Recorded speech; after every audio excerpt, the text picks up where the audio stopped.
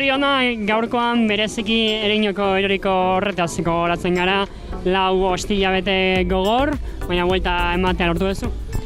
Bai, gaurko eguna oso berezia izan da. Duela 4 hilabete eroriko bat izan nuen urteko lehenengo lasterketa Ereñon, 3 hilabete oso gogorrak izan dira, ebakuntza bat eduki dut eta errekuperazio prozesu zail bat, baina pozik nago berriro egunean egoteagatik.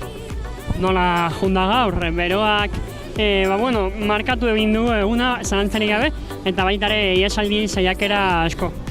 Bai, ihesaldi oso on bat egon da lasterketako lehenengo unetan, guk ekaitzak artegi sartu dugu, eta bera ihesalditik jauzi denean, ekipoa tiratzen jarri da eta lan bikain bat egin dute ni gero azkenengo maldetan lasterketa irabazteko.